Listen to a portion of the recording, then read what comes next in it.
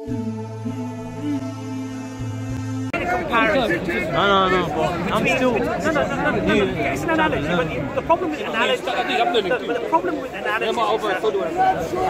they're not a glove fit, right?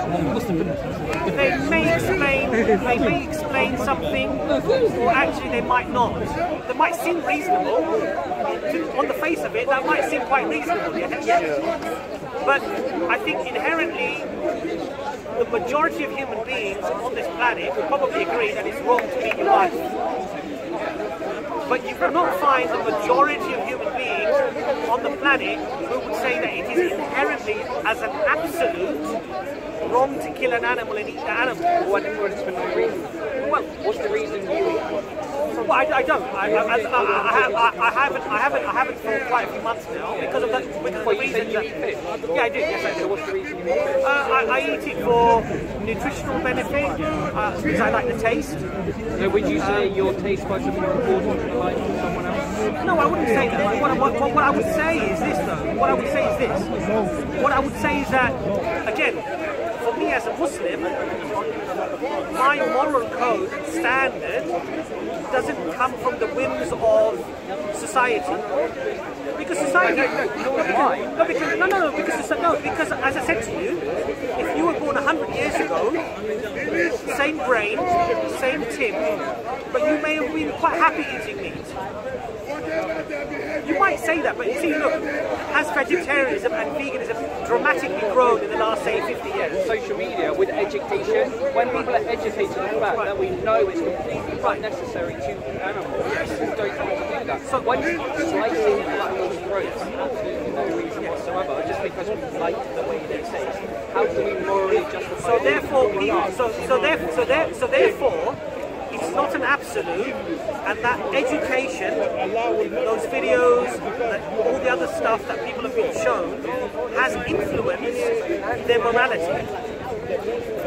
Well, I mean, it's just waking ourselves up to the realities of those industries. Those industries only exist because we pay for them to exist. No, I understand. As the consumer, we are the ones that dictate if they exist or not.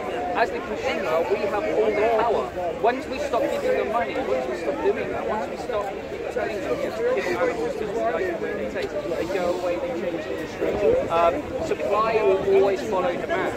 And as the individual, it's our responsibility to take, we have to take I agree with some of what you said, but that wasn't my point. My point was that we can clearly demonstrate and see how this was not intrinsic morality understood by those individuals. It was something that actually, over the decades, has been influenced by an external drive, external force. Information, videos, whatever, right? Okay. No, I agree with you. But my point to you was that you're claiming that somehow this is an absolute when it comes to morality. Killing an animal is just wrong. Alright, okay, when it's unnecessary, but you see this word... but you see this word... So, okay, for Eskimos, who don't have vegetation, is it morally acceptable to kill seals and eat the seals? I mean, they chose to live there. They don't have to live there. So that's up to them, that's their decision. But when it comes to talking about our own individual actions, no, but I'm talking base it on what? No, but I'm asking you a direct question. Okay, you think so it's morally wrong for them to eat seals? Well, they don't have to. No, that's I understand that, but are you therefore saying that it's inherently immoral for them to eat seals and fish in that environment? Personally, yeah. Okay, so now you see, what I'm trying to say to you is that this is where the problems arise, you see, because you said when there is not a need. Now, I would say that there is a clear need for people there because they would die if they didn't have food. But you see, you make a flippant remark like they could just move. No, you make that remark. But these people have been there for what, tens of thousands of years, right? If not millions of years, right? They go back, right? Now, they should just move might not be something that they might even be capable or maybe easy for them to do, right? That's their environment, that's what they're used to. You understand what I'm saying? So, but even if there is a need, it's still immoral, it's still unjust, it's still unfair. Well, maybe they can, maybe they can't. How do they get their existence states? I mean, like, as a civilization, I don't know, but us as a civilization grew up around the equator. Everything that we eat has come from those areas. Fruits, vegetables, like everything. Personally, I wouldn't like to live in such a cold environment. They might have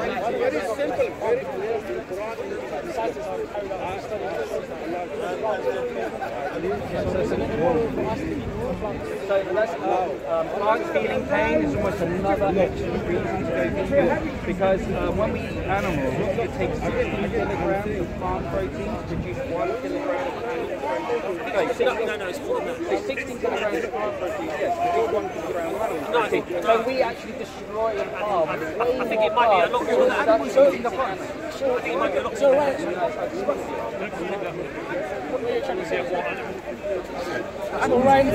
Because I heard that water, to produce 1 kilogram of beef, I think it takes something like 1,000 or 10,000 litres of water. So, no, I agree. We waste so much. I totally agree. I totally agree with you. No, I totally agree with you. I totally agree with you. But my point to you is that to say something is inherently cruel, that is an objective claim. And all I'm arguing with you, all I'm sort of saying to you is that, with all due respect, I think it's not an objective claim. It is a subjective claim. It's a subjective claim. I think the objectivity on morality, I think, only comes from the Creator. No, I understand that. Well, yeah, you could argue that. Yeah, of course, you can argue that. Absolutely. But then what I would urge you to do is that I've made a claim, right? I've said that there is a creator, and the creator's told us that under certain circumstances, in a certain way, it's acceptable to eat meat, right? Now, I would hope what you would do is to say, okay, well, Abbas has made this claim, let me at least explore his claim to this creator and this objective truth. You understand my point? So I'm sort of wondering, have you read the Quran at all? Have you studied it? We could make so many claims based on that. Like, I read a book, I can do this, I'm going to do that. No, I understand that, but if it's just a book, it doesn't matter, right? I think the issue here is that, do you analyse something to truly find out whether it is just a book, like any other book, or in fact, is it something far greater than anything you or I or anybody else for that matter could have come up with? And are there objective truths in there? Are there things in there that this creator is informing me, telling me, and educating me in relation to these concepts, which at best, I think demonstrated, at best, are subjective, right? And I believe that there are certain things that most of us decent people would accept, which is that being, cruel to an animal, or slaughtering it in a cruel way, or over-consuming that animal, clearly I would accept with you that is harmful. I would agree with that. What's the kind of cruel way to take the life of someone who's thinking no harm? The uncruel or the least cruel way, I believe, well, look, because this word cruel itself can mean very different things to many different people. So the level of cruelty, let's say, that a person may find acceptable, another person might not, right? So it's, again, we have to be very careful when we use these words, right? I think the least harm and the least cruel way of consuming an animal is how Allah tells us to consume it, to how to rear it, how it should be looked after, and how it should be slaughtered. I think that's the least cruel way of doing it. And if we follow the example of the Prophet Muhammad, peace be upon him, and hardly consume meat on a very rare, very occasional basis, then I think this world will be a much better place. Well, when it comes to a moral issue, taking the life of others. When you use the word others, again you're attributing a link between human beings and animals, and I would argue. What's so important about us that makes us? It's a very good question. Very, very good question, in fact. Yes, it's a very good question. You know, what makes us better than an animal, right? Now, clearly, I would suggest that the one who created the animal and created us, human beings, has the authority to attribute the hierarchy. No, it's subjective if I come up with it or you come up with it. It's objective if it comes from the creator. Now, right, so I accept that. So what I would then suggest to you is that analyze my claim. You know, do look at the Quran, study the Quran, come up to your own conclusions. You know, do I feel this could be from the creator? What's the evidence? Is it just some fancy words? Or is there much more to this Quran? What are the other facets of evidence that strengthen the claim that it is from God, from the creator? And then analyze it as objectively as you can, and then come to a conclusion. But what I would suggest, you see, Tim, is this, you know, life is very short, Tim. Right? I'll be 50 this year, bloody hell, half a century, right? And I remember when I was just running around without a care in the world. No worries, no problems, no stress, right? Of course, life is all about hoops and, you know, some on fire, some without fire, right? You're jumping through these hoops all the time, right? So, and death is very close. A lot closer than we think. And it's a certainty. And after that certainty, either we stand in front of Allah, in front of God, or there's nothing. You know, if there is a creator, the consequence of that and the value of the afterlife, which is eternal, surely is more than anything else that we've ever experienced or seen. And so what I'm going to say to you is that, you know, just think about, reflect on that, contemplate about that, and, you know, think about, well, look, if I die, if I stand in front of God, first of all, is there a God? I need to analyse that, because if there is, there's some major issues, right, that I need to perhaps look at, because what does God want me to do? That's fine. There's no religion that mandates eating animals. All I will ask you is, what is stopping you from being vegan? Okay, because for me it's not haram in my sharia, in my morality, ordained by God. That's the first thing. So Allah has not ordained it to be haram. So that's the main reason. I've never drank alcohol in my life. I've never smoked drugs or taken drugs in my life. But I didn't do those things because I felt inherently that, you know, I'd suddenly, you know, fizzle away and die or something. Purely because Allah said don't do these things. That's what I'm saying. So the initial reasoning is because Allah did not ordain it to be haram. The reason why I haven't had meat for the last few months or whatever is for a lot of the reasons that you've highlighted and I discussed, you know? Because I think the way that we're doing it today is not according to what the Prophet Muhammad, peace be upon him, told us to do. And respect animals and treat animals. I don't think that we do that in 99% of cases, let's say, for example, right? Or maybe 95%, whatever, right? In most cases.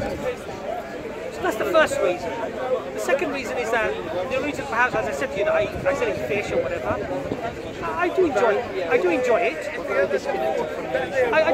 I do enjoy it, and I think there is some nutritional benefit from having fish, but also because I don't see it in the same light as cooping a chicken up in a tight cage, chopping off its beak, you know, chickens dying in the cages, others pecking it to death or whatever. I don't see it in the same light as Would you say animals have more morality?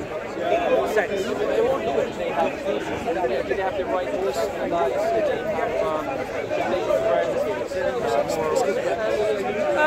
I think that you should be compassionate, loving and caring to animals.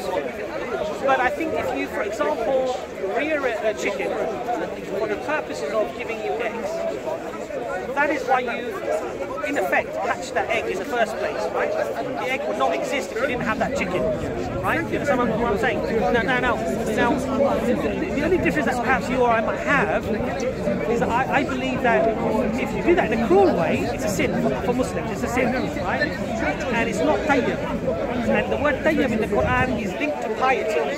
So if you wish closeness to God and piety, you can't be cruel to animals. But the concept here is that what constitutes cruelty, see? Now you might say that just consuming it that's it. I don't care how you rear it, how you kill it, I don't care what you do, I think it's still cruel.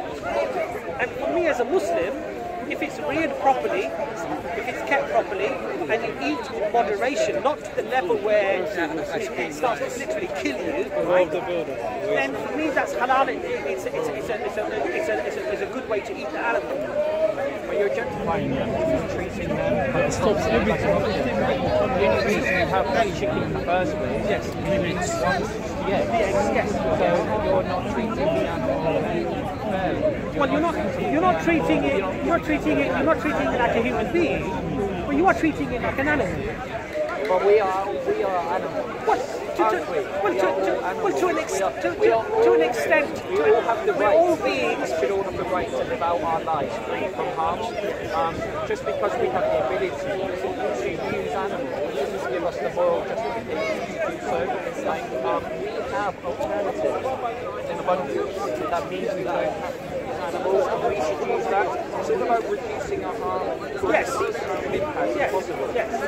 Once we start taking it's basically treat them like slaves. Because we think we're superior to animals. Yes. We feel like we can just do like yes. We are in effect playing God, but we bring them into existence and just decide what to do with them. Look, I agree with some of what you said, but the reality here is that if, let's say for argument's sake, chickens, right? If you were just to let them all loose, we know for a fact that the foxes will get them. But the only reason so many chickens exist in the first place is because we bring them into existence I agree. For our own pleasure. No, so I agree. If our demand for those chickens increases, there will be less chickens. Let me ask you a question. In this country, birds, I think 50 million birds or something a year, it's an enormous amount, are killed by cats and other animals. Now, instead of that cat killing that pigeon, if I were to slaughter it humanely and I were to eat it, why would that be any worse? The cat has no moral agency. No, but then you're making a You have the capability to know what you're doing. No, but you're making a moral stance. You're making a moral stance, with all due respect, to fit your thinking, right? Rather than it by itself being moral or immoral, if you know what I mean. In other words, you have a predisposition, i.e. a first principle that any human being that kills an animal is inherently cruel. That's your initial first principle. Right, and then from that, under any circumstances, if an animal is killed, you're attributing cruelty to it. Well, you're taking the life of someone. But to some extent, you're having your cake and eating it, because you're saying that we are animals as well, human beings, and in the animal kingdom, clearly life and death happens all the time. So do you know, like 25% of animals, only 25% of animals other animals. So we're basing like we're basically cherry picking what we like from the animal kingdom. But my point to you is this: if it's inherently immoral as a human animal to eat another animal, then you have to, by that testimony, you'd have to argue that when a cat kills a pigeon, that's immoral as well. Yeah, but we can't reason with a cat. We can reason with each other. How do you know the cat doesn't know that he's doing something wrong? I have no idea. Well, that's my point, you see. But you don't. No, I agree, but you're taking the life for no reason whatsoever. You see, I agree, but you're building an argument based upon assumptions that are not absolute. But you're both they're purely based upon, look, with all due respect. It's based upon a God that we don't know exists. I agree with you. I agree with you. No, But no. I'm basing my logic on truth. No, but I agree. What No, we no. can actually see, Yes, feel. yes, but Tim, I agree with you that you don't know if there is a creator or there isn't a creator. But I've made a very bold claim. I'm saying, look, I believe that there is, and these are the reasons why I believe that there is. All you have to do is offer me the intellectual respect, just as I've engaged with you, trying to understand where you're coming from. And we're not actually that dissimilar in a lot of stuff that we believe. That's the amazing thing, right? Now, your beliefs come from a moral code which I would suggest is, a good moral code in the sense that it's out of compassion and out of love. My moral code perhaps comes from that also, but it comes fundamentally from the creator about how to treat animals and how not to treat animals. But offer me the intellectual respect and hopefully engage with me also and evaluate my claim that, you know what, this Quran is from God. These are the reasons why I believe that it is from God, and analyse those reasons for yourself and come up to your own conclusion. You know, the Quran says very clearly there is no compulsion in religion. It's not about compelling people or forcing people, but we present that this is Quran, this is Islam. Forget what these Muslims are doing, because believe you me, you read the Daily Mail or the Sun, or you see the bad examples of some Muslims. You know, I understand why people are so fearful, right? Analyze it for what it is. And inshallah, God willing, Allah says we guide every heart that actually seeks God, that seeks Allah, that wants the truth, that is searching. And we'll find it, inshallah. But analyze my claim and intellectually analyze for what it is, and then come up to with your own conclusion, and I'm pretty sure I already know my conclusion.